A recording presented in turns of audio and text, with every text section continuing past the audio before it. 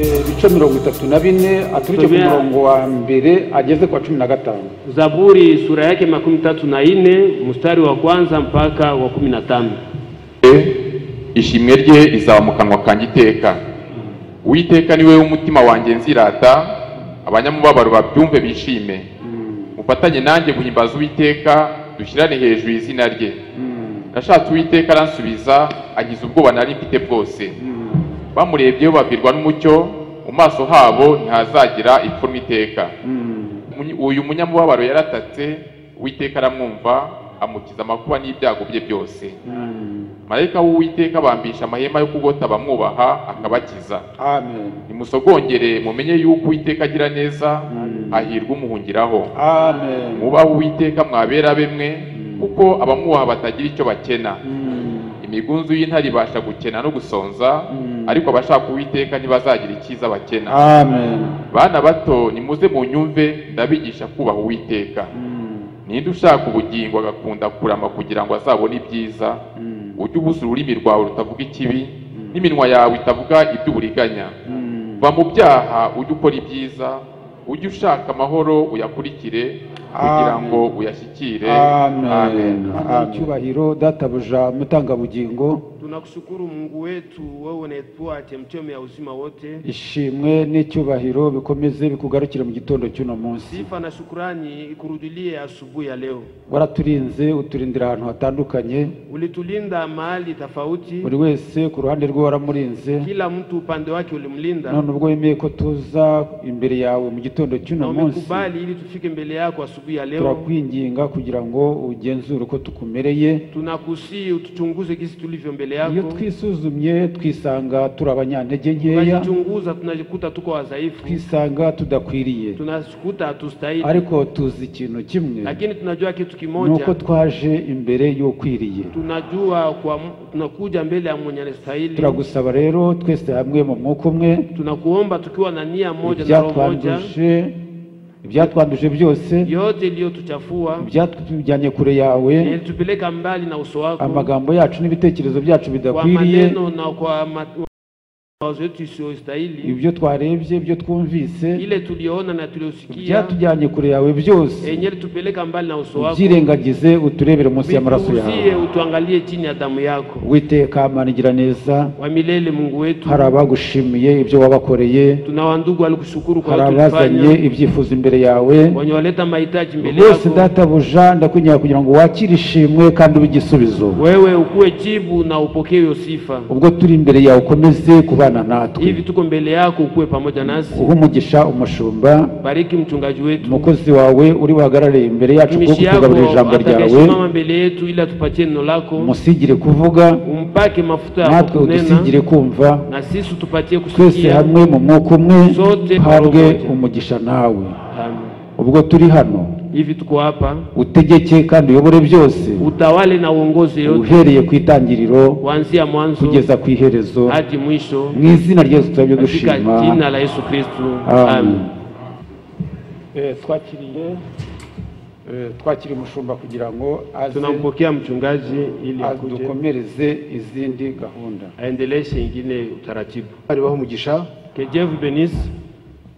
N'umunezero ukomeye, c'est une grande joie, kuko uyu munsi tukiri kumwe n'umukozi wayo Pastor Charles. Aujourd'hui nous sommes encore avec le serviteur de Dieu, le pasteur Charles. Ubwo rero niwo munsi wa nyuma, c'est lui qui va nous parler la dernière fois. Aujourd'hui c'est le dernier jour. Amen. Amen. Imana rero muhumugisha muri ibyumweru bibiri ko twahawe. Que Dieu le bénisse pour ces 2 semaines que nous sommes avec lui. Imana muhumugisha cyane. Que Dieu le bénisse. N'abateranye Imana ibaha cyane. Et tous ceux-là qui se sont réunis au courant de la semaine, que le Seigneur les bénisse. Le conducteur des chansons pour accueillir les serviteurs de Dieu.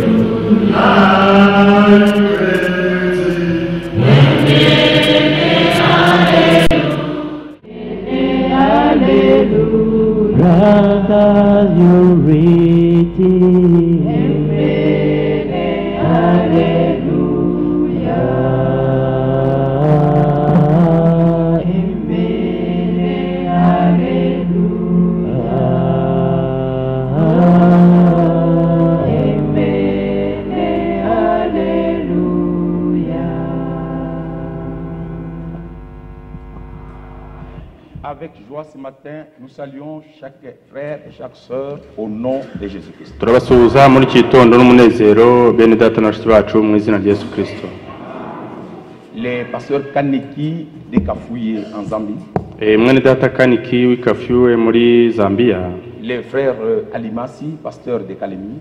Mwene data Alimasi umushumba w'Ikalemi. Le frère Stéphane, pasteur à Dar es Salaam. Umushumba Stéphane w'i Dar es Salaam.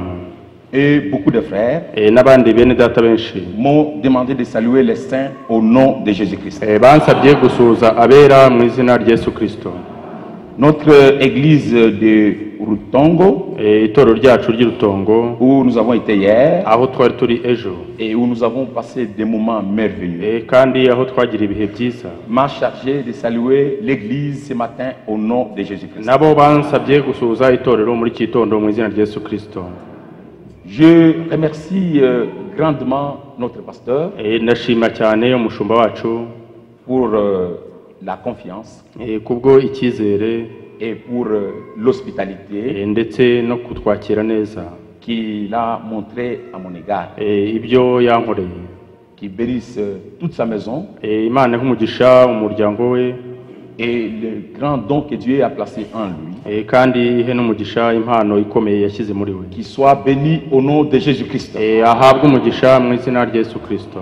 Je remercie toute l'église ndashimira itorero ryose pour votre bonne disposition, kubwo kuba mwiteguye rwose, pour votre bonne manière. uburyo bwanyu bwiza. Ma prière sera que Dieu bénisse de façon spéciale chacun de vous au nom de Jésus-Christ. Isengesho ryanjye nuko Imana yaha umugisha mu buryo bwihariye buri wese muri mwe. Avec votre autorisation, ndetse mubinyemereye, parce que vous pouvez permettre qu'en partant d'ici, je transmette vos salutations. Mubinyemereye mwampaye intashyo nzatangaho nzanyura hose. Je pourrais encore travailler dans des assemblées ici au Rwanda. Nshobora kuzongera kuba ndi mu materaniro abiri mu Rwanda none, avant d'être à Goma, mbere yo kujya i Goma, et après je pourrais revenir à Bujumbura, nyuma nzagaruka i Bujumbura, et je pourrais aller encore à Kalemi, ndetse mbashe kujya ni Kalemi, et de là je prendrai peut-être le vol pour chez moi. Aho niho nshobora kuzafata indege nerekeza iwanjye. Vous accepteriez que je transmette vos salutations même chez moi? Mwakwemera ko njyana n'intashyo zanyu n'iwanjye? Amen. Que le Seigneur bénisse. Umwami abaho umugisha. Si on est encore sur la terre, deux hommes, nituba tukiri hano ku isi prochainement, ubutaha, quand mon pasteur m'accordera encore la grâce de revenir ici, umushumba niyongera kunyemerera kuza inaha, je pourrais visiter beaucoup d'assemblées même dans les fonds là. Noneho nzabasha no kugenderera amasambure yo mu biturage hirya no hino. De tout mon cœur, je dis merci à l'église. N'umutima wanjye wose ndashimira itorero. Je ne sais pas si vous pouvez m'accepter, le conducteur. Sinzi niba umuyobozi w'indirimbo yanyemerera. Parce que nous connaissons les cantiques Bwana unipeleke. Ah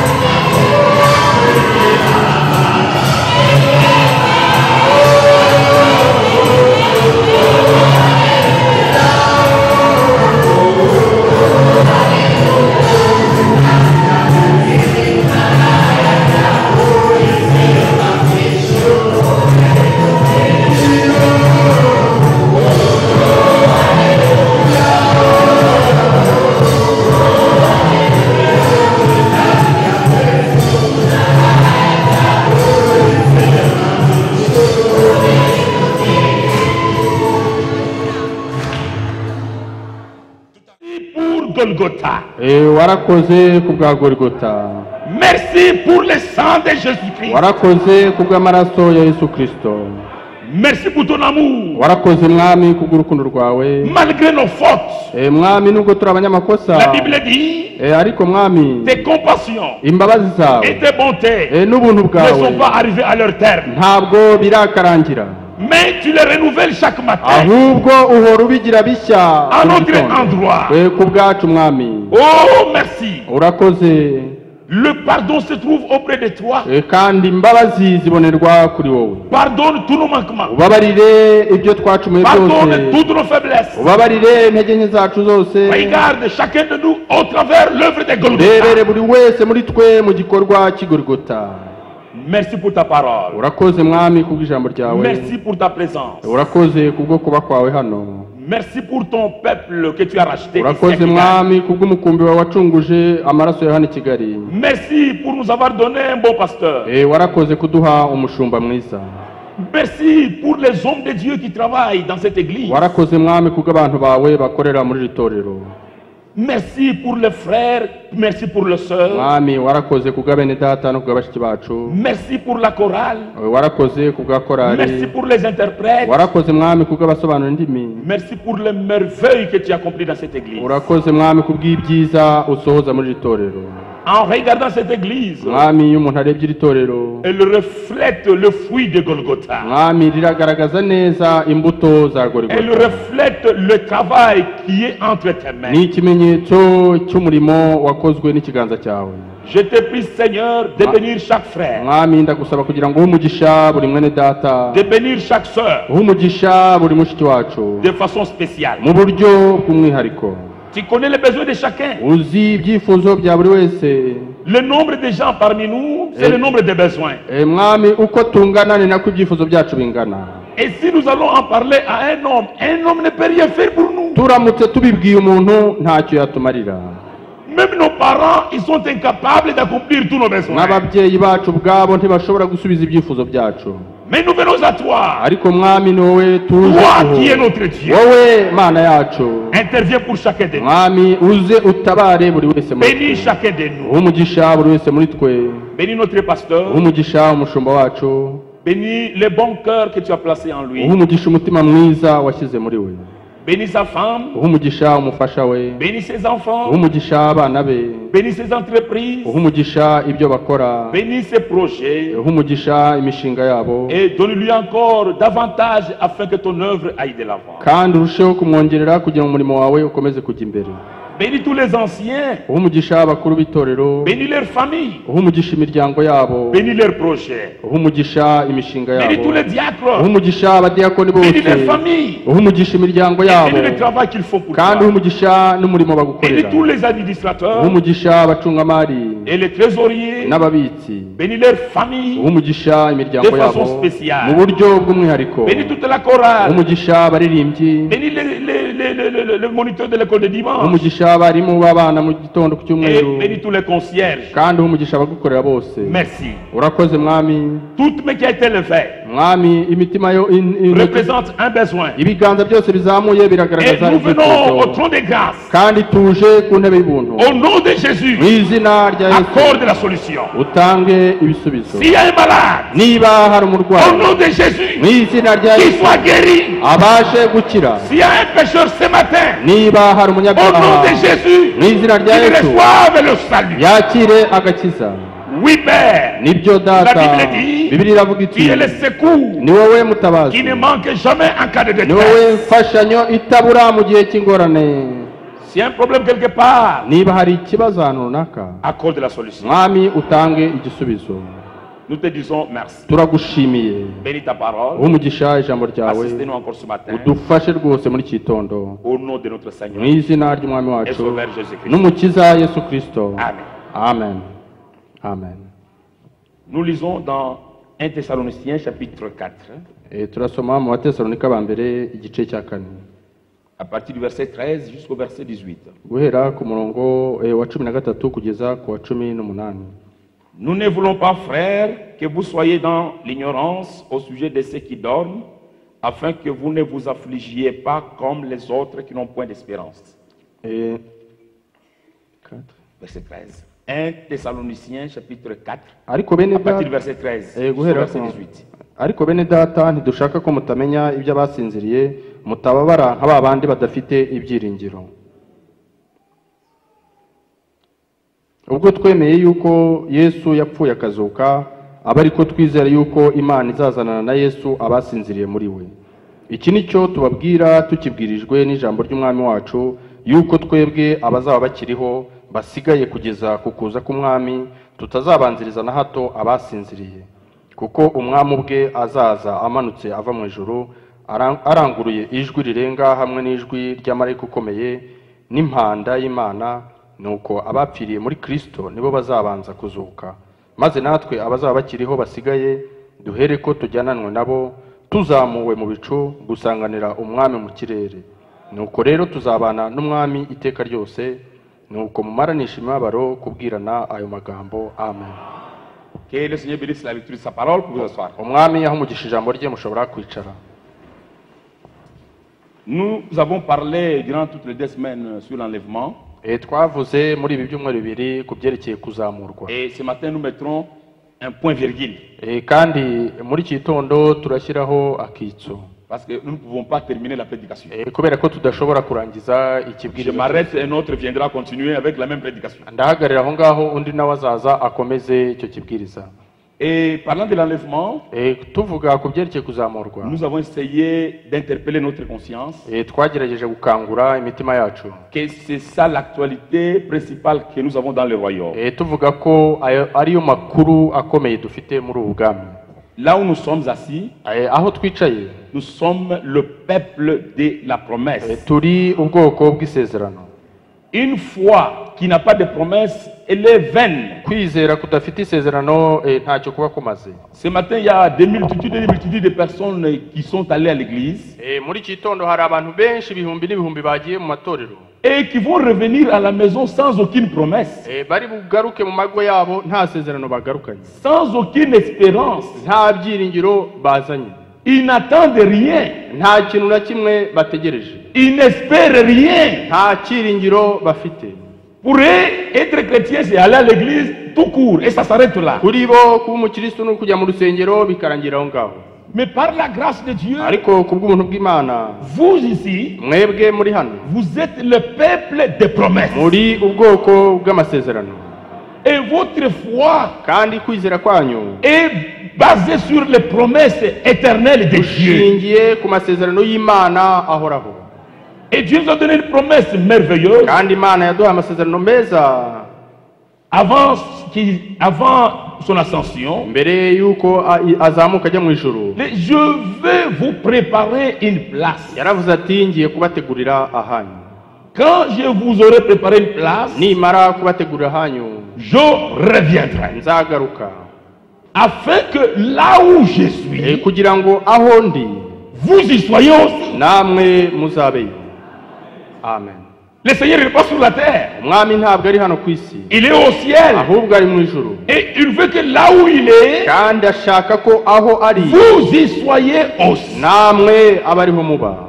C'est ça l'espérance de l'église du Nouveau Testament. Ibyo nibyo byiringiro by'itorero ry'isezerano rishya. C'est vrai. Nibyo.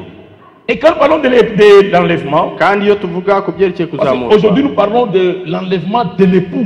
kubera ko uyu munsi turavuga ku byerekeye kuzamurwa, Notre enlèvement, kuzamurwa kwacu twebwe c'est dans le Nouveau Testament. ni mu isezerano rishya. Depuis le premier âge, Uhereye mu gisekuru cya mbere, l'âge d'Éphèse, igisekuru cya Efeso, le croyant de cet kuvuga âge-là, ngo abizera b'icyo gisekuru il croyait dans l'enlèvement, bizeraga kuzamurwa. ils attendaient cela avec ardent désir, Bari bagutegerezanyije amatsiko, qui se saluait entre eux, Maranatha. uburyo baramukanyaga hagati yabo bati Maranatha. Ils attendaient l'enlèvement dans leur âge. Bari bategereje kuzamurwa mu gisekuru cyabo. Et dans chaque âge, Kandi muri buri gisekuru le véritable croyant abizera b'ukuri s'accrochait à la parole de la promesse bihambiraga ku ijambo et ry'isezerano, ils avaient la même espérance. kandi bari bafite ibyo byiringiro bimwe. Mais une chose merveilleuse, Ariko ikintu cyiza noneho gihari, Dieu n'avait pas révélé le plan du temps dans tous les âges. Imana ntabwo yahishuye umugambi wose mu bisekuru byose. Du temps de Paul, Mu gihe cya Pawulo il n'avait pas la révélation du temps ntago bari bafite guhishurirwa ku gihe la révélation des âges de l'église. ntago bari bafite guhishurirwa uko ibisekuru birindwi by'itorero bizaba S'ils avaient eu cette révélation, iyo baza kugira uko beaucoup guhishurirwa de croyants se seraient découragés. benshi mu bizera bari gucika intege S'ils avaient su que l'enlèvement aurait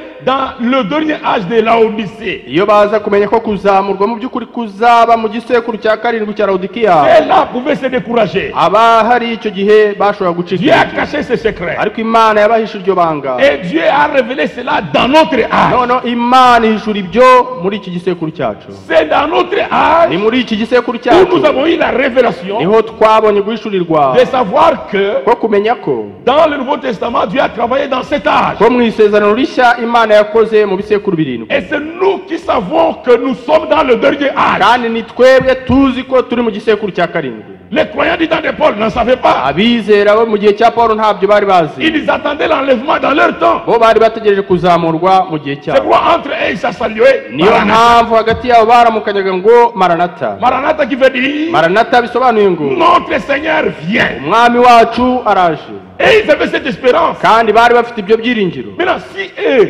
ariko noneho qui vivaient encore dans le premier âge, bo bari bakiri mu gisekuru ils cya pouvaient mbere avoir une telle espérance. iyo niba bari bashaka kugira ibyiringiro nk'ibyo Ils s'attendaient comme si le Seigneur pouvait venir dans leur bakaba temps. bari bategereje nk'aho umwami yendaga kuza mu gihe cyabo Que dire de nous? none twebwe twavuga iki Parce que nous sommes dans le dernier âge. kubera ko turi mu gisekuru cya nyuma Et dans cet âge, kandi muri iki gisekuru Dieu nous a déjà envoyé le messager. Imana yamaze kutwohereza intumwa Le messager intumwa est déjà mort depuis 65. yamaze gupfa mu mwaka wa 65 Mais il nous a laissé le message ariko yadusigiye ubutumwa pour notre préparation. bwerekeye kwitegura kwacu Quelle devrait être l'espérance dans nos cœurs? ibyiringiro twagombye kugira mu mitima yacu byagombye kuba ari Sachant que ibihe c'est nous qui sommes à la fin. mu gihe tuzi ko ari twe turi ku Il n'y iherezo aura pas un huitième âge. Il n'y en nta aura pas. gisekuru cya munani kizabaho oya Il n'y aura pas un huitième messager. nta Il n'y en aura ntumwa ya pas. munani izabaho oya Dans la main du Fils de l'homme, mu kiganza cy'umwana w'umuntu il y avait 7 étoiles. hari harimo inyenyeri zirindwi Il y avait 7 messagers. harimo intumwa zirindwi Et Dieu les a gérés avec beaucoup de délicatesse. kandi Imana yabitayeho mu buryo bwihariye Chacun des messagers dans un âge. buri wese buri ntumwa mu gisekuru Et kimwe quand il est arrivé dans l'âge de la Odyssée, noneho bigeze mu gisekuru cya dans Laodikiya sa main, il lui restait une seule étoile.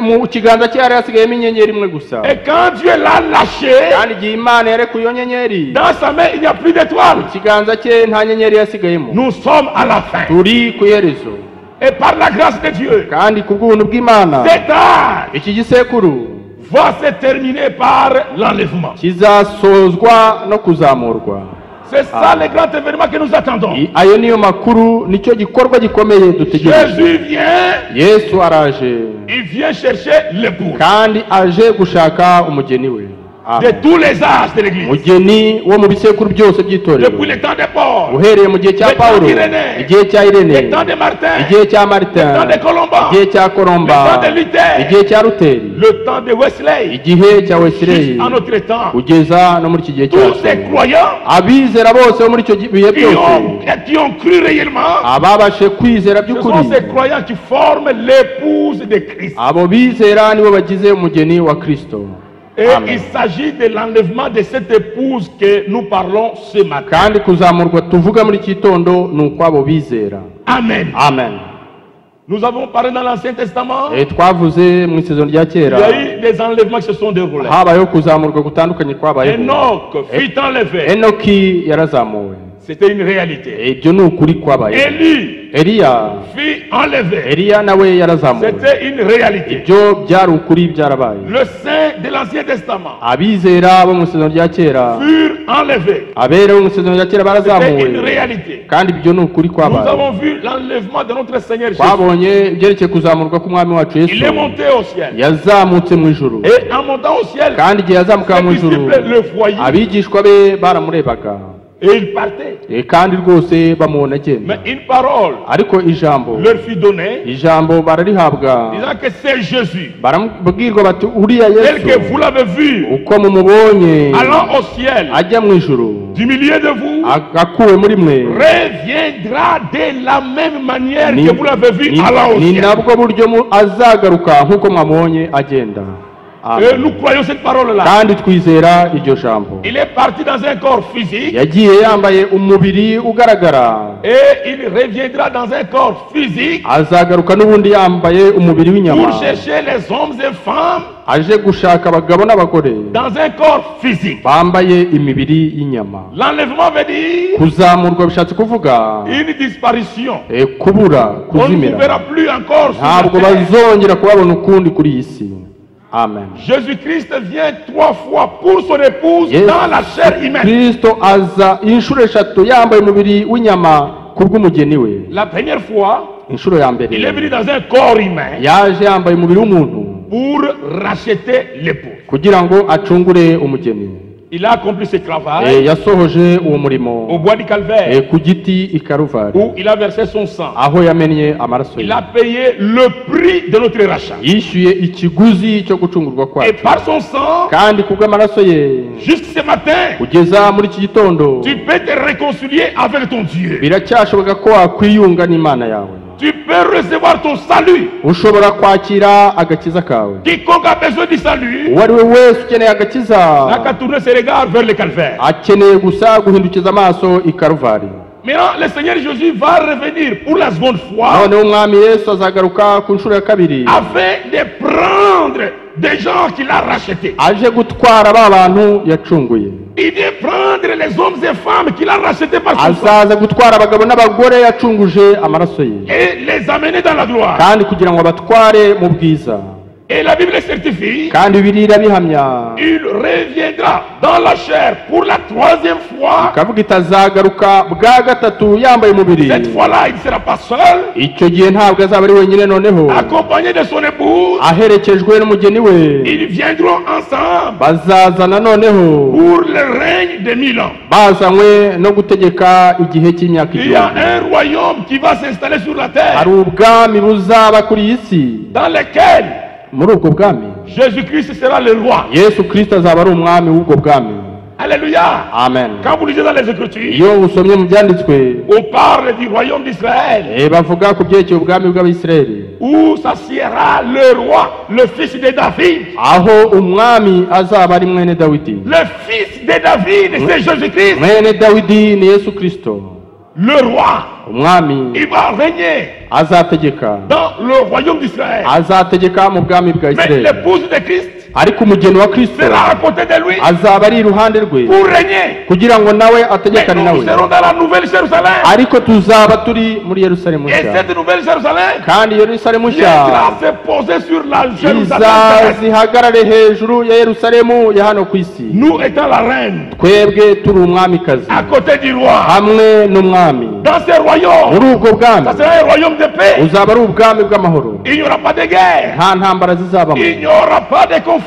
nta makimbirane azabamo. Dans ce royaume-là, Muri ubwo bwami même parmi les bêtes, il y aura la paix. ndetse no mu nyamaswa ubwazo hazaba hari amahoro, Puisque cette terre, kubera ko iyi si elle attend aussi d'être affranchie. nayo ubwayo itegereje kubaturwa. Et dans ce royaume-là, Kandi muri ubwo bwami la gazelle et le lion isha pourront n'intare marcher ensemble. bizashobora kugendera Et hamwe, tous pourront kandi byombi brouter l'herbe. bizajya birisha ubwatsi. Il n'y aura pas de carnivores. Nta nyamaswa zirya inyama zizabayo, Même la souris pourra danser ce jour-là. ndetse n'imbeba izabyina Haleluya.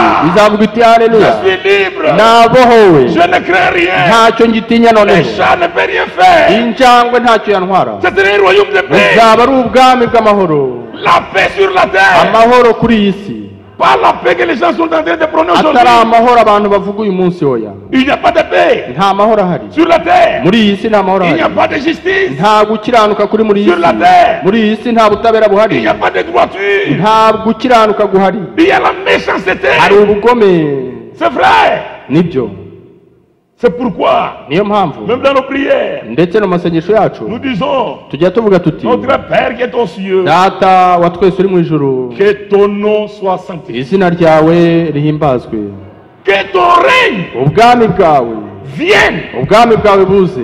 Alléluia. Amen. Que ton règne, Ubwami bwawe pas le règne de la terre, atari ubwami bwa hano ku isi, que le règne de Christ ahubwo ubwami bwa Kristo vienne. bubashe kuza. Quand lui viendra, Igihe we dans ce azaza, règne-là, muri ubwo bwami y aura tuvuga la justice. hazabaho gukiranuka, il y aura la paix. hazabaho amahoro. C'est vrai. nibyo Il n'y aura pas de conflit. nta makimbirane Et il n'y azabayo aura pas de guerre. kandi nta ntambara zizabaho ukundi. Ce que nous attendons, Icyo dutegereje, c'est sa seconde venue. dutegereje kuza kwe kwa Et kabiri, cette seconde venue kandi uko kuza kwe kwa va kabiri correspondre avec notre enlèvement. guhuje neza neza no kuzamurwa kwacu. L'enlèvement de l'épouse, c'est une kuzamurwa réalité. k'umugeni ni ukuri gufatika. Le croyez-vous? Ese murabyizera? Derrière là, vous croyez que le Jésus vient nous chercher? Ese namwe ab'inyuma murizera ko Yesu aje kudutwara? Oui, Nibyo, Jésus vient. Yesu araje. Et Amen. c'est un jour glorieux. Kandi ni umunsi w'ubwiza w'icyubahiro. C'est le jour où les véritables enfants de Dieu seront manifestés. Ni umunsi abana b'Imana by'ukuri bazahishurwa. Ce Amen. jour-là, Uwo munsi vous serez manifestés. muzahishurwa, muzagaragazwa. Parce Amen. que Kubera ko aujourd'hui vous êtes confondus. uyu munsi Aujourd'hui, personne ne peut croire que c'est muracyihishe. vous, les enfants de Uyu Dieu. munsi nta muntu ushobora kwizera ko mu by'ukuri muri abana b'Imana. Parce que nous sommes encore dans ce corps Kubera ko turacyambaye imibiri où nous commettons des fautes, aho dukoreramo amakosa, où les gens nous connaissent aho abantu batuzi depuis notre enfance. batuzi kuva Quand vous dites à twavuka. quelqu'un qui vous connaît mieux, Iyo ubwiye umuntu ukuzi que neza moi je suis un enfant de Dieu, ukamubwira uti genda umwana w'Imana, il va se rigoler, araguseka, il va se moquer de vous. azaguseka. Mais ce jour-là, Ariko uriya munsi nous quitterons ce corps, tuzava muri iyi mibiri, nous porterons le corps de sa gloire. tuzambara imibiri y'ubwiza bwe. La Bible dit, Bibiliya iravuga iti nous partagerons la gloire de sa résurrection. tuzasangira ubwiza bwo kuzuka Et kwe. en ce jour-là, Kandi kuri uwo nous munsi serons semblables à Jésus-Christ tuzaba dusa na Yesu Kristo. Amen. dans son corps glorifié. Umubiri we Et w'ubwiza, nous serons semblables à lui. kandi tuzasa nawe. C'est Amen. dans ce jour-là Ni kuri uwo munsi, que nous serons réellement manifestés. uwo munsi mu by'ukuri nibwo tuzahishurwa by'ukuri, C'est une réalité. kandi ibyo ni ukuri. Amen. Nous attendons le retour de Jésus Dutegereje kugaruka kwa Yesu pour nous prendre. kugira ngo adutware. Ceux qui parlent des histoires, Abavuga izindi nkuru disant que l'enlèvement a déjà eu lieu, bavuga ngo kuzamurwa kwamaze kubaho, tandis qu'ils sont encore sur la mu terre, gihe nyamara bakigendagenda hano ku isi, ce sont des menteurs. abo ni ababeshyi. Écoutez ce que la Bible dit. Mwumve uko Bibiliya Matthieu ivuga. chapitre 25. Matayo 24. igice cya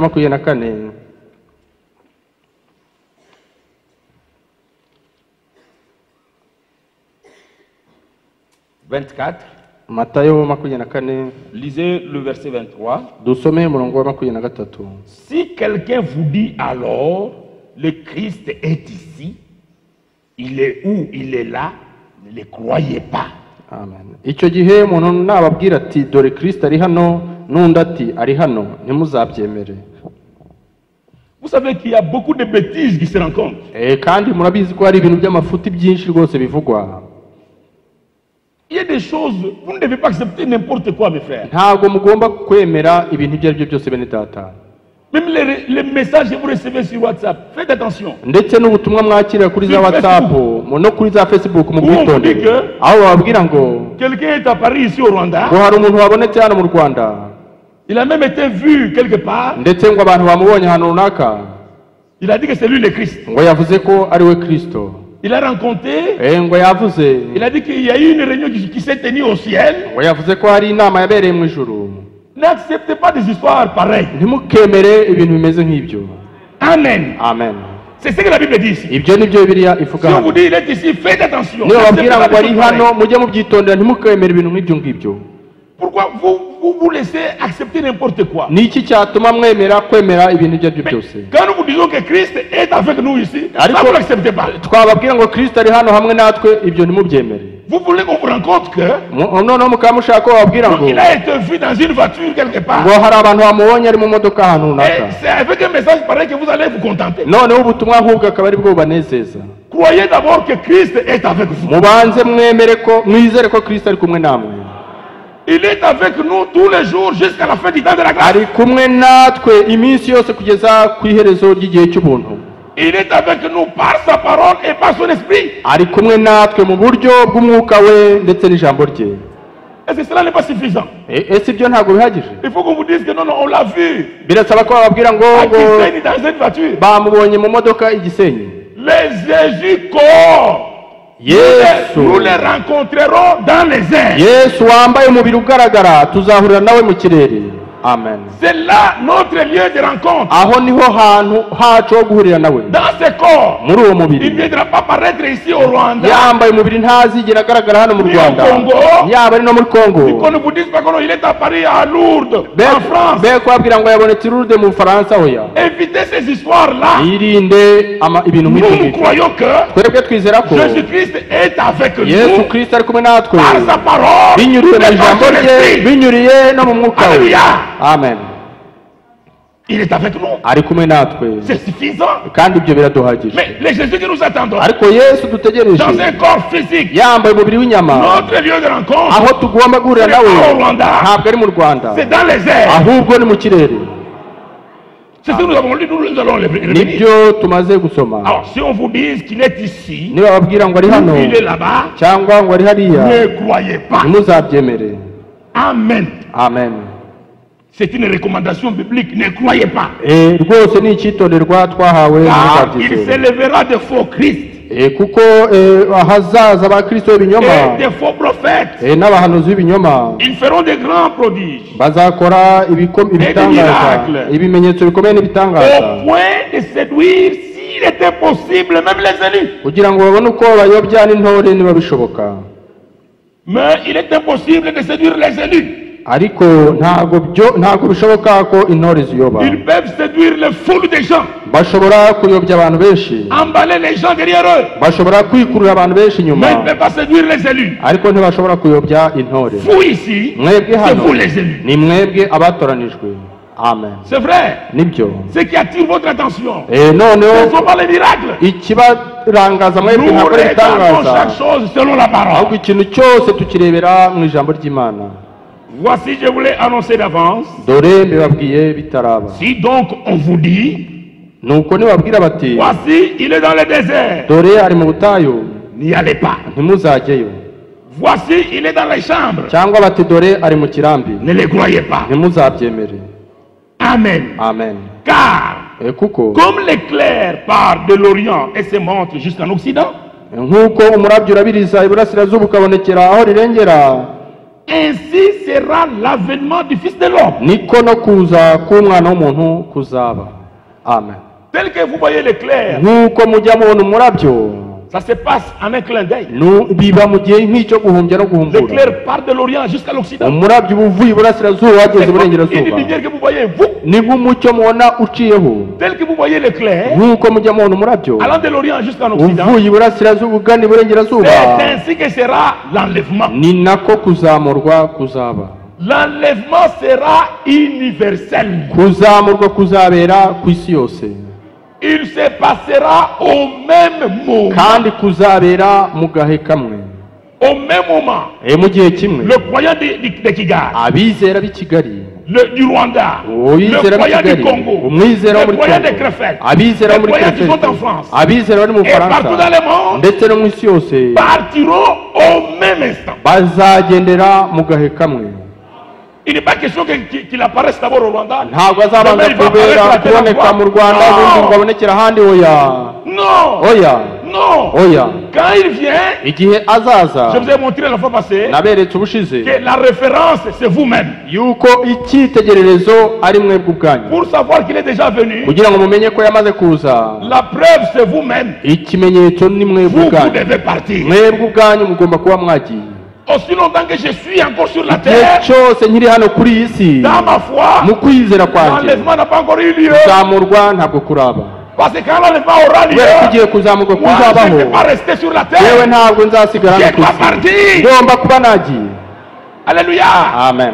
Alors il ne faut pas qu'on vous impressionne. No, no, nta On a mpamvu vu ko à tel endroit. babakanga Il ngo est à Paris à tel endroit. ngo yabonetse ahantu runaka, yabonetse ahantu runaka. Non. Oya, Quand il vient, igihe azaza nous partons. Et tuzagenda, notre lieu de rencontre, kandi aho tugomba guhurira nawe ce n'est pas sur la terre, ntabwo ari hano ku isi, c'est au ciel. ahubwo ni mu C'est kirere, dans les airs. ni hariya mu C'est kirere. là où il y aura la rencontre. Aho niho hazabera guhura kwacu nawe. Alors revenons dans 1 Thessaloniciens Noneho tugaruke mu Batesalonika ba mbere pour décortiquer ce que nous avons lu. kugira ngo dukomeze ibyo twasomye. Nous sommes au chapitre 4. Turi ku gice cya 4, Il dit ceci, aravuga ati au verset 13. umurongo wa 13, Nous ne voulons pas, frères, que vous soyez dans l'ignorance au sujet de ceux qui dorment, afin que vous ne vous affligiez pas comme les autres qui n'ont point d'espérance. ariko bene data ntidushaka ko mutamenya ibyo abasinziriye mutababara nk'aba bandi badafite ibyiringiro. Ceux qui dorment, ce sont ceux qui meurent en Christ. Abasinziriye ni abapfiriye muri Kristo. Quiconque meurt en Christ, il dort. Umuntu wese upfiriye muri Kristo abasinziriye. Et quand quelqu'un dort, il se réveillera. Kandi iyo umuntu asinziriye abazakanguka. C'est pourquoi niyo nous mpamvu n'avons pas trop d'affliction à l'endroit de ceux qui sont morts en Christ. niyo mpamvu tutagira umubabaro ukabije iyo dushyingura abapfiriye muri Kristo. Parce que par la grâce de Dieu, nous le verrons bientôt. Kubera ko kubw'ubuntu bw'Imana tuba twiringiye kuzamubona vuba. Car si nous croyons que Jésus est mort Ubwo twemeye yuko Yesu yapfuye et qu'il est ressuscité, kandi akaba yarazutse, croyons aussi aba ari nako twizera que Dieu ramènera par Jésus yuko Imana et izazana na avec Yesu lui ceux qui sont morts. abasinziriye muri we. Voici en effet ce que nous vous déclarons d'après la parole du Seigneur. Iki ni cyo tubabwira tukibwirijwe n'ijambo ry'umwami wacu, Nous les vivants, yuko twebwe abazaba bakiriho restez pour l'avènement du Seigneur. basigaye kugeza ukuza k'umwami, Nous ne devancerons pas ceux qui sont morts. tutazabanziriza na hato abasinziriye. Amen. Amen. Quand Jésus viendra, Igihe Yesu azaza il trouvera des gens vivants. azasanga hari abantu bakiriho, Et si vous croyez kandi niba que vous wizeye serez trouvés vivants, niba wizera ko uzasanga réellement ukiriho, vous serez trouvés vivants. mu by'ukuri uzanasangwa ukiriho.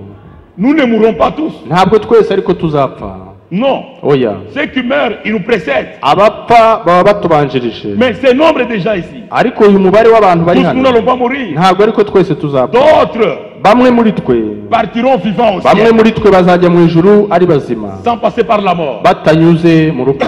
Alors la Bible dit, Noneho biri ikavuga iti, nous qui serons trouvés vivants, twebwe bazasangwa tukiriho nous ne dévancerons pas ceux qui sont morts. ntabwo tuzabanziriza na gato abasinziriye.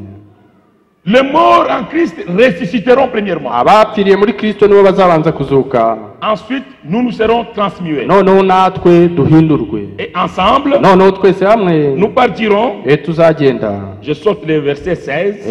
Nsimbutse umurongo wa 16 Parce que là, nous allons voir quelque chose là-bas. kuko aho hari ikintu turi Au kuhabona. verset 17. Umurongo wa 17. Ensuite, nous les vivants qui serons restés, nous serons tous ensemble enlevés avec eux.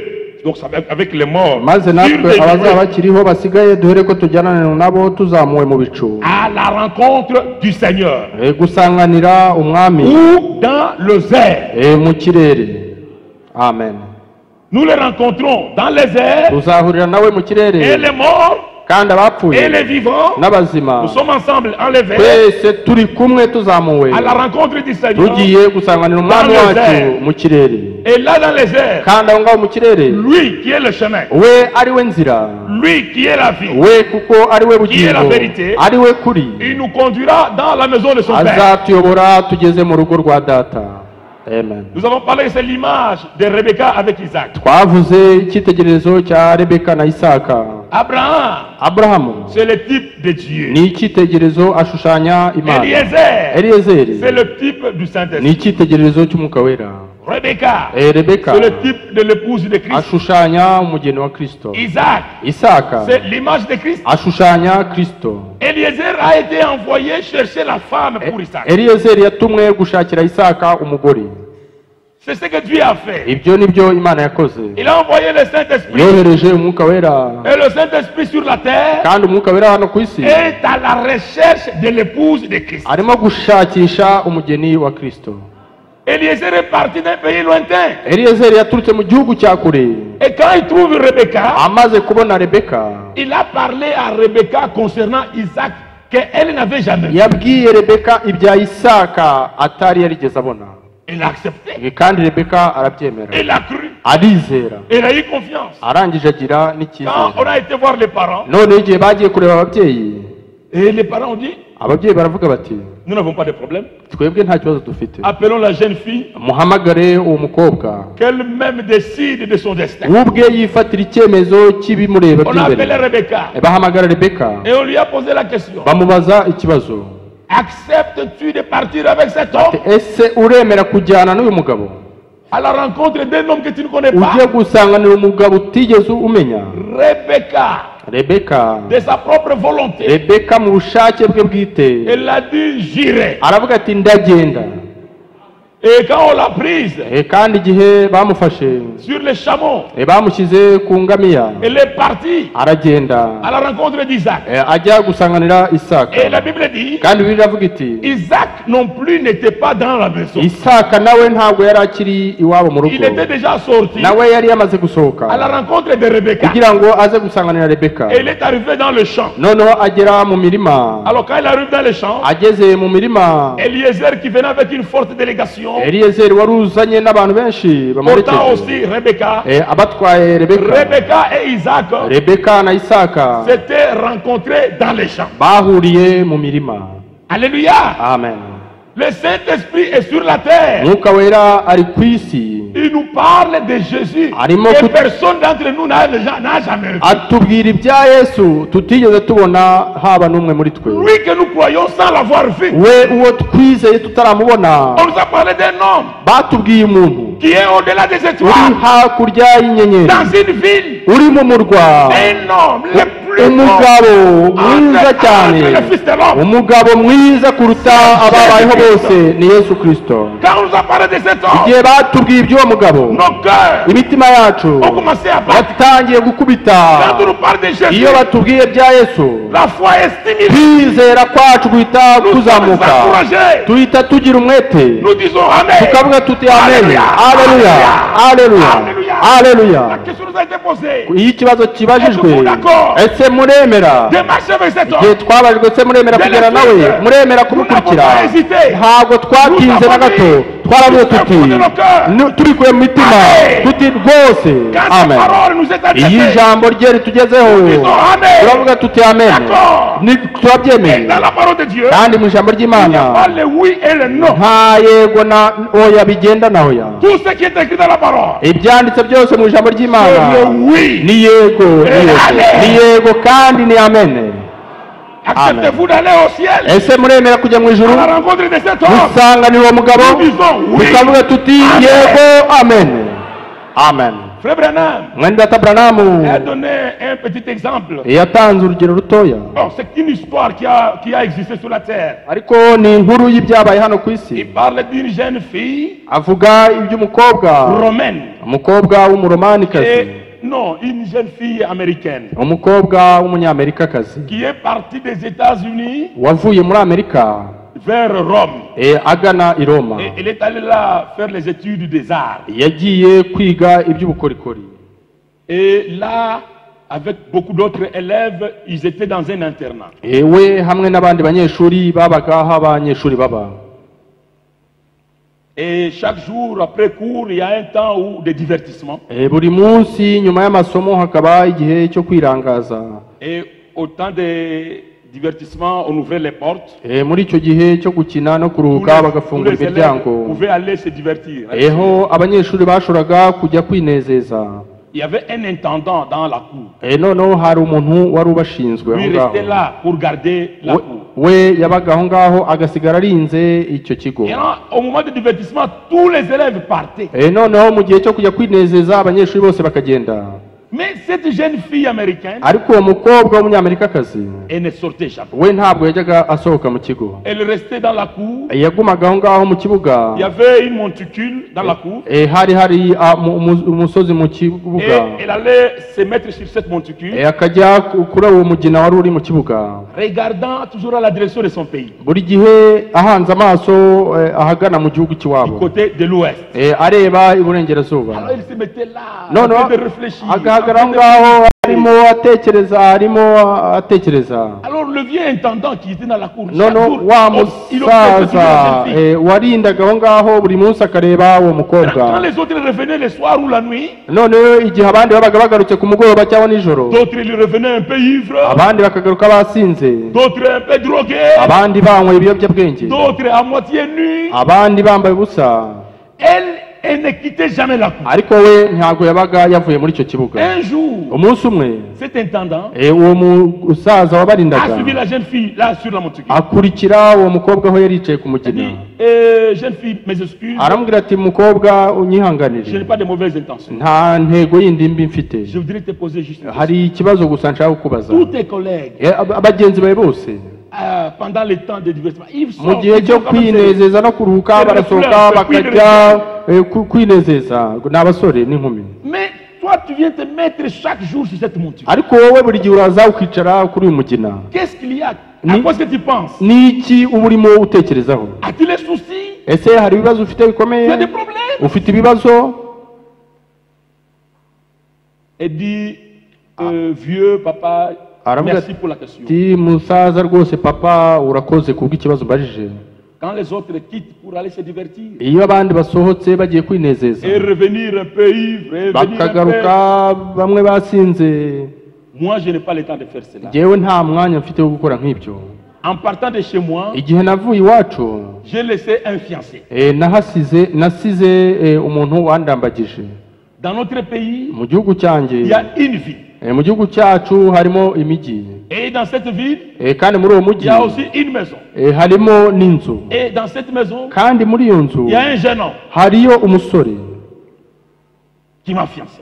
wandambagije, Et nous avons fait de vœux kandi twamaze kugirana amasezerano que chacun doit rester fidèle. yuko buri wese agomba kuguma ari Que umwiringirwa kuri chacun mugenzi doit we, rester pur. yuko buri wese agomba kwirinda agatungana. Alors quand je viens me mettre ici, noneho iyo nje nkicara hano je pense au jour où nous allons quitter Rome mba ndi gutekereza umunsi nzava i Roma et m'amener dans sa maison kugira ngo antware mu rugo iwe, qu'il est en train d'aménager maintenant. mu nzu ye arimo atunganya n'ubu ngubu.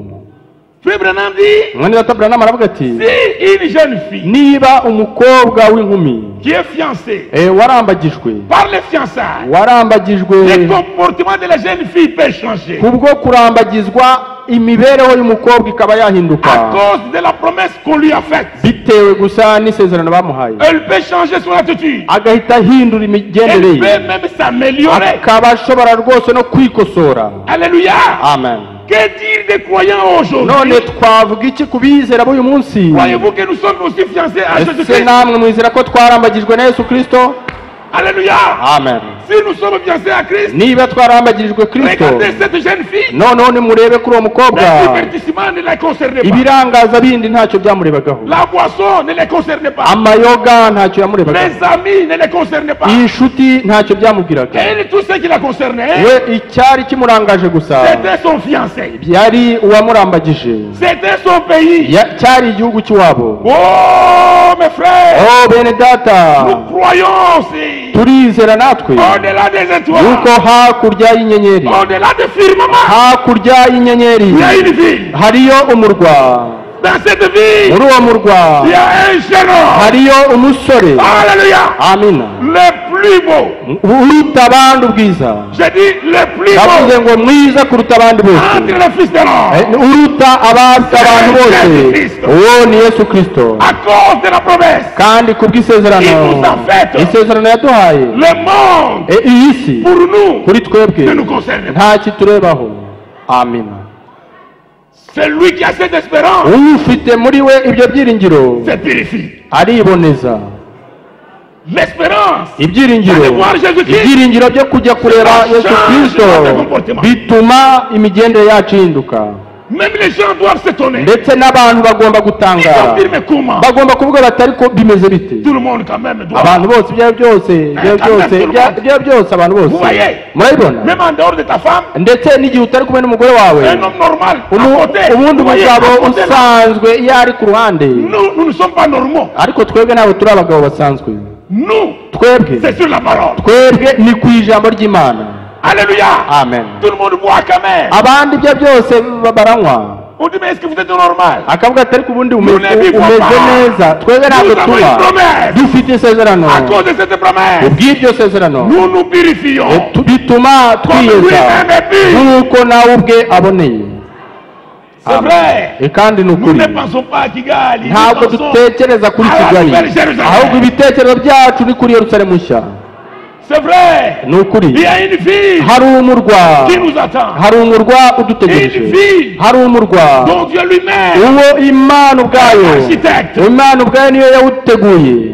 C'est vrai. nibyo Avant l'enlèvement, mbere yo kuzamurwa il y a trois choses qui arrivent hari ibintu bitatu bigomba gusohora donc en un clin d'œil. kandi mu gahe gato nko guhumbya no C'est ce guhumbura. que nous voyons dans le verset 16. nibyo tubonye mu murongo wa 16. Car le Seigneur lui-même kuko umwami ubwe a un signal donné. mu gihe azamanuka, Dans d'autres versions, il est écrit au cri des commandements. mu zindi nsobanuro baravuga ngo hazavuga ijwi ryo gutegeka. Je préfère vous parler en ces termes, au cri des commandements. ariko ndashaka nanjye kubavugisha muri izo Il y mvugo. aura le cri des commandements hazabaho ijwi ritegeka pendant que le Seigneur vient chercher l'époux. mu gihe umwami azaba aje Il y aura gushaka umugeni le we. cri des commandements icya mbere hazabaho ijwi rirenga ryo gutegeka à la voix d'un archange. hamwe n'ijwi ry'amarayika ukomeye. C'est la deuxième chose. icyo ni icya kabiri, Et au son de la trompette de Dieu. ndetse habeho n'ijwi ry'impanda y'Imana. Il y a trois choses qui arrivent hari ibintu bitatu bizasohora simultanément. bibe rwose bikurikiranya ku En un kanya clin d'œil. mu gihe nk'icyo Ces choses guhumbya. arrivent. ibyo byose bibe byamaze kuba, Il y aura le cri des commandements. hazabaho ijwi rirenga ritegeka. Le Seigneur lui-même umwami ubwe va pousser un grand cri. azavuga ijwi rirenga. C'est un ordre. ni itegeko, Et quand il pousse ce cri, kandi navuga iryo jwi, ce cri va amener le mort à la résurrection. Le iryo mort en jwi Christ à la rizahita résurrection. rizazura abapfiriye muri Kristo, Et les vivants à la transmutation. ndetse n'abazima bahite bahindurwa. Quand il pousse ce cri, igihe azavuza iryo jwi, c'est un cri semblable à celui qu'il avait poussé à la tombe de Lazare. ni ijwi nk'iryo yavugiye ku gituro cya Lazaro. Quand vous lisez dans Jean chapitre 11, iyo dusomye muri Yohana igice cya 11, vous connaissez bien l'histoire de Lazare. kandi muzi neza inkuru ya Lazaro. Lazare qui était frère à Marthe. Lazaro wari musaza wa Marita, Et cette famille, kandi uwo muryango la Bible dit c'était la famille amie à Jésus-Christ. Bibiliya ivuga ko wari umuryango w'inshuti za Yesu. Jésus aimait beaucoup cette famille. Yesu yakundaga cyane uwo Il muryango. pouvait marcher après un temps, il va se reposer là-bas. yashoboraga kwirirwa agenda ariko akajya Il pouvait se kuruhukirayo. promener après, il va là-bas, on lui prépare à manger. yashoboraga kugendagenda ariko akajyayo bakamutekera ibyo kurya. Alors quand il a appris que son frère, son ami Lazare était mort, igihe noneho yumvise ko inshuti ye Lazaro yapfuye, le Seigneur a demandé à ses disciples, umwami yabwiye abigishwa be, il a dit, allons réveiller notre ami Lazare. arabwira ati nimuze tujye gukangura inshuti yacu Car il Lazaro dort. kuko asinziriye. Alors les disciples ne comprenaient pas none ça. abigishwa ntibasobanukirwa icyo avuze. Il dort. Arasinziriye.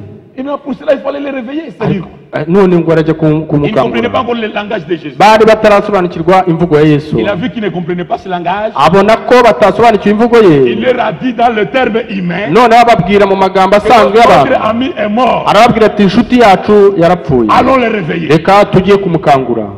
Et on l'avait déjà enterré. kandi bari baramaze kumushyingura, Et cela faisait déjà 4 jours. kandi hari hashize iminsi 4. Jésus est venu. Yesu araza, Il était encore loin. yari akiri kure, Avant d'entrer dans le village, mbere yo kwinjira mu on a mudugudu wabo. informé à Marthe que non, Jésus venait déjà. babwira Marita bati Yesu turamubonye arimo araza. Marthe est allée vite. Marita arirukanka, Et quand il l'a vu, amubonye il est allé se jeter à pied. aragenda yikubita ku birenge Il a dit, bye. oh Seigneur, arambwira ati mwami, si tu avais été là, iyo uza kuba wari uhari, ton ami ne serait pas mort. inshuti yawe ntabwo yari Il gupfa. commençait à pleurer. atangira kurira, À pleurer. ararira. On a accompagné le cortège jusqu'à la maison. baramuherekeza kugeza mu rugo. Jésus, Yes. dans le corps, il était un homme à 100%. Yesu acyambaye umubiri yari umuntu 100%. Et en tant qu'homme, nk'umuntu, quand il a vu comment la femme pleurait, igihe yabonye comment uburyo la uwo famille mugore pleurait, arira, uburyo umuryango wose urira, la Bible dit, Bibiliya iravuga iti Jésus pleurait. Yesu ararira. Il a pleuré son ami. yaririye inshuti ye, Et les moqueurs aussi étaient à côté. kandi n'abakobanyi nabo bari bari aho ngaho. Regardez comment il Bati, comment il murebe personne. nimurebe uburyo arira. Et après avoir pleuré, amaze kurira, lui qui était un homme à 100%, we nubwo yari umuntu 100%, il était Dieu à 100%. yari n'Imana 100%. Après avoir pleuré. nyuma yo kurira, Parce que Jésus n'a jamais observé le deuil. kubera ko Yesu ntabwo yigeze gusa arebera Oui, ikiri, quand il rencontre les morts, we iyo ahuye n'uwapfuye il lui donne la vie. atanga ubuzima. C'est ce qu'il est même ce matin. Ni nako ameze no muri Quand tu kito, les rencontres, iyo uhuye nawe, si tu es un pécheur, niba uri umunyabyaha Il te sauve. azaguha il agakiza, te donne la vie. azaguha ubuzima. Il a dit, Aravuga ati, où est-ce que vous l'avez enterré? ese mwamushyinguye he? Vous m'amenez. Munjyaniye. Alors on pensait que Noneho bibwiraga ça ko se fait l'accoutumée. kubera ko nk'uko bigenda mu Quand vous mihango, êtes venu en retard, iyo uje on vous ukererewe accompagne au cimetière. barakuherekeza bakugeza ku irimbi, Vous allez rendre vos hommages noneho nawe ukajya kuririrayo, sur la tombe. ukajya guha icyubahiro wapfuye kumva. Noneho Il pensait à cela. nuko bibwiraga. Alors quand on l'a accompagné, None igihe ils sont bamuherekeje arrivés à la tombe de Lazare. bageze ku gituro cya Lazaro, Il a dit, aravuga ati, ôtez la pierre. muvaneho ibuye. Marthe dit, mais Seigneur, Marita aravuga ati, mwami oya oya, pas aujourd'hui. ntabwo ari uyu munsi, ntabwo twamushyinguye uyu munsi, hashize iminsi ine. Maintenant là, il sent. Ibyo ari byo byose ubu ngubu aranuka, yaraboze. Il dit, Marthe, Aravuga ati, Marita, ne t'ai-je pas dit ese que ntabwo nakubwiye si ko tu crois, nuramuka tu wizeye verras la gloire de Dieu. uzabona igitangaza cy'Imana? Ôtez la pierre. Nimuvaneho ibuye, Ôtez l'incrédulité. muvaneho kutizera. Si vous ôtez l'incrédulité, Nimuvaneho kutizera, Dieu agira. Imana irakora. Si vous êtes malade, Niba urwaye, ôtez l'incrédulité. vanaho gusa kutizera, Dieu guérit les malades. Imana ikiza abarwayi. Ce matin, Muri iki gitondo tu peux partir d'ici ushobora kuva hano totalement guéri. rwose wakize bisesuye. Alléluia. Amen. Tu peux partir d'ici totalement sauvé. Ushobora kuva hano wakiriye agakiza kuzuye. Tu peux partir d'ici délivré. Ushobora kuva hano wabatuwe byuzuye. Ôtez l'incrédulité. Vanaho kutizera. Quand on a ôté la pierre, Igihe bavanye ibuye, le Seigneur a poussé un grand cri. umwami yavuze ijwi rirenga. C'est ça le cri de commandement. Ni iryo jwi ryo gutegeka. Lazare, Lazaro, sors. sohoka. À ce cri-là, Kuri iryo jwi, l'homme qui était déjà pourri, wa mugabo wari watangiye kubora, quelle est la médecine qui peut ressusciter les morts? ese ni ubuhe buvuzi bushobora kuzura Je dis, uwapfuye? quelle est la médecine? Ndavuga nti ni ubuhe buvuzi? Mais notre Dieu, Ariko Imana yacu, Imana yacu izura abapfuye, izura abapfuye. c'est vrai, Nibyo, nous pouvons lui faire confiance. ku bw'ibyo dukwiye kumugirira icyizere. Au cri de commandement, Ijwi ryo gutegeka, l'homme est sorti, wa mugabo arasohoka, vivant. asohoka ari Il dit, allez, vous muzima. les délier. Ati On mumuhambure, l'a délié. bamuhambura ibyo yarahambiriye. Laissez-les partir. Ati mumureke agende. Lazare est rentré dans sa maison, Lazaro asubira mu rugo, retrouver ses enfants, ayongera kubona abana be, retrouver sa femme, yongera kubona umugore we, retrouver ses occupations. yongera gusubira mu mirimo Et ye, la vie a encore continué sur la terre. kandi ubuzima bwe burakomeza kuri iyi si. Il est le maire. Uko yari ari niko ari, yaba ejo n'uyu munsi n'iteka ryose. C'est vrai. Nibyo, En ce jour-là, kuri uwo munsi quand vous lisez dans Jean chapitre 5, iyo dusomye muri Yohana igice cya gatanu, Jean chapitre 5, Yohana igice cya gatanu, nous sommes au verset 25. turi ku murongo wa 25, Il dit ceci. haravuga hati, En vérité, je vous le dis, ni ukuri ndababwira, l'heure vient igihe kiraje, et il est déjà venu kandi cyamaze kugera, où les morts entendront la voix du Fils de l'homme. ndetse kirasohoye ubwo abapfa bumva kandi bazumva ijwi ry'umwana w'Imana, Et ceux qui l'entendront, qui l'auront entendu, vivront. n'abaryumvise bazaba bazima. Frère, Bene data, avant notre enlèvement, mbere yo kuzamurwa kwacu, les morts de tous les âges, abapfuye bo mu bisekuru byose, y compris nos frères et sœurs qui nous ont quittés parmi nous, harimo ndetse na bene data na bashiki bacu batuvanywemo nos bari frères qui sont hano, morts en Christ, bene data bagiye bapfira muri Kristo, ne vous en faites pas. mwe guhangayika na gato. Bientôt, Mu gihe kiri imbere gitoya il y aura le cri de commandement. hazabaho ijwi ryo gutegeka, Et la Bible dit, kandi Bibiliya iravuga ceux iti, qui entendront ce cri, abazumva iryo jwi ils vivront. bazaba bazima, Ils reviendront à la vie. bazongera bazuke. C'est vrai. Nibyo, Quand Jésus descend, igihe Yesu azamanuka, d'abord il y a le cri de commandement. mbere na mbere hari ijwi ryo gutegeka, Et ce cri de commandement kandi iryo jwi ritegeka ramène les morts en Christ à la vie. rizazura abapfiriye muri Kristo. Ça, c'est la première chose. icyo ni ikintu cya mbere. Et par le même cri de commandement, noneho kandi ku bw'iryo jwi ryo gutegeka, nous qui serons vivants twebwe abazaba bakiriho en ce temps-là, muri icyo gihe nous serons transmués. tuzahindurwa, Nos corps changeront. imibiri yacu izahinduka, Nous revêtirons aussi les corps de gloire. natwe tuzahita twambara imibiri y'ubwiza, Les corps glorifiés, imibiri yahawe ubwiza, semblables au corps de la résurrection. igashushanywa n'imibiri yo kuzuka. Nous porterons les mêmes corps. tuzambara imibiri imeze kimwe. Amen. Amen. Amen. Amen. C'est écrit. Ibintu biranditse. Nous sommes dans 1 Corinthiens. Turi mu Bakorinto ba mbere, 1 Corinthiens, Abakorinto ba mbere, chapitre 15. igice cya 15.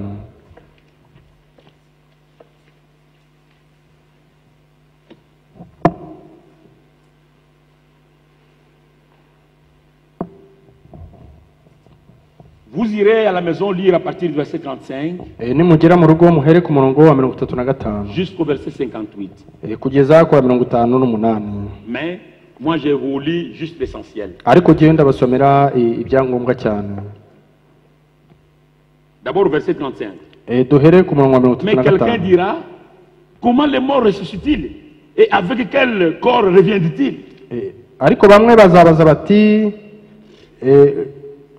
abapfuye bazurwa bate kandi bazaba bafite mubiri ki? Vous vous posez la question, comment les morts ressuscitent-ils? bamwe bakabaza bati se abapfuye Ils bazurwa reviennent bate? avec quel corps? ese ubundi iyo yazutse aba yambaye Parce mubiri qu'il y a des ki? gens qui ne croient pas à la résurrection. kubera ko hari abantu batizera ibyo kuzuka, Et ceux qui ne croient pas à la résurrection, kandi abatizera umuzuko Paul les qualifie des insensés.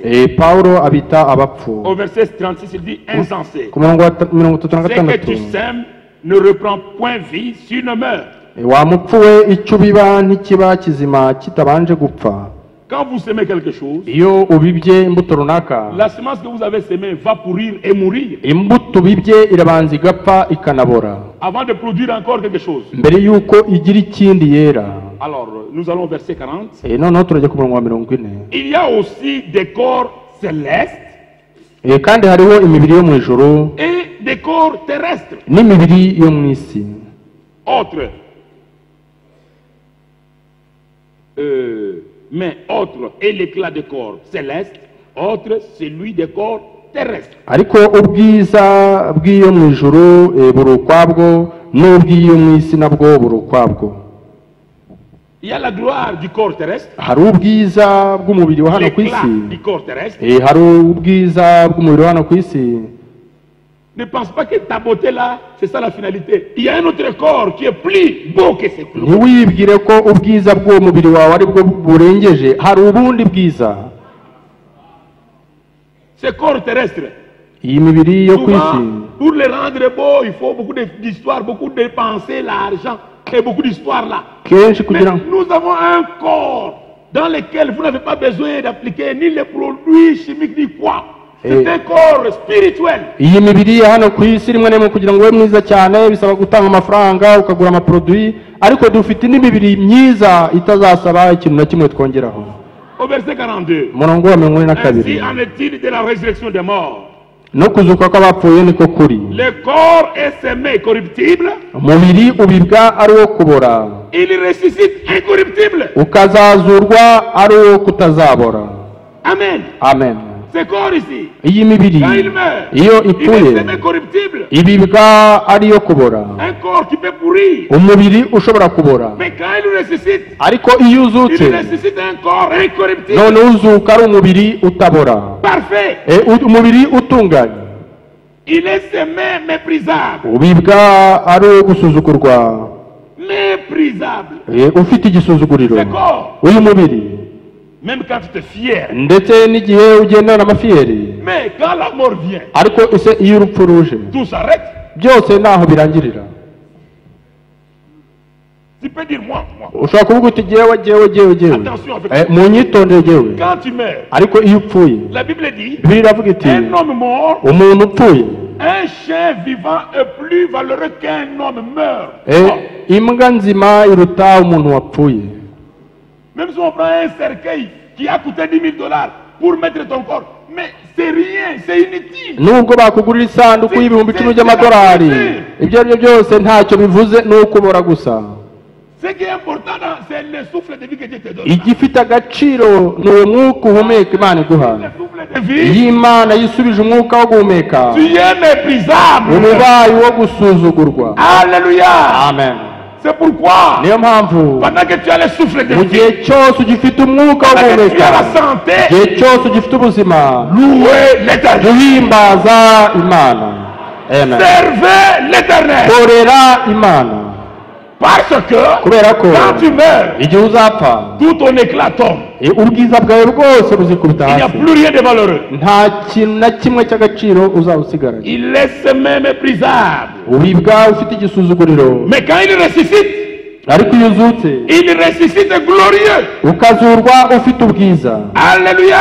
Amen. Même si on ne nous a pas enterrés avec honneur, il n'y a pas de problème. ndetse nubwo baba bataradushyinguranye icyubahiro nta kibazo, Il y a des gens, kuko hari abantu le crash a fait, le vol a fait, le crash, et ils sont tombés dans l'océan ou dans la mer, ils disparaissent sans jamais été enterrés avec les honneurs.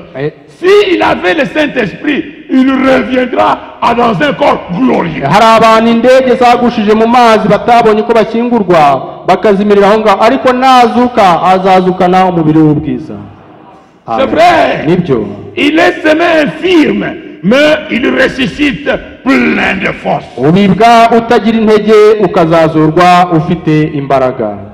C'est pourquoi, niyo mpamvu même si tu es infirme, niyo waba ufite ubumuga, ne t'en fais pas. we kugira Bientôt ikibazo. là-bas, mu gihe kiri ton imbere infirmité gitoya va disparaître. ubumuga bwawe buzazimira. Au cri de commandement, ku ijwi ryo si tu gutegeka étais déjà enterré, n'uzaba waramaze il gushyingurwa ressuscite avec un corps plein de force. uzazuka noneho ufite umubiri w'imbaraga. Si tu es encore vivant, niba uzaba Étant ukiriho infirme, ukaba ufite ubumuga au cri de runaka, commandement, ku ijwi ryo gutegeka change les corps uzahinduka umubiri avec un corps glorieux, wambara umubiri w'ubwiza. nous allons au ciel dans des corps parfaits. tuzajya mu ijuru twambaye imibiri itunganye Dans idafite des corps inenge, parfaits. mu mibiri idafite inenge n'imwe. Il n'y aura pas de vieillesse. nta busaza buzabayo. Déjà quand Frère Branham avait été pris dans la 6e dimension, abantu mwene data Branham yabonye bari barageze hakurya, une chose qu'il a observée, ikintu kimwe yabonye, tous avaient presque le même âge. bose bari bameze nk'aho bafite imyaka imwe. Il y a une vieille dame qui l'avait baptisée quand elle avait encore presque 90 ans. hari umukecuru yari yarabatije afite imyaka nka 90. Il l'a salué yaramusuhuje, et l'homme qui le conduisait none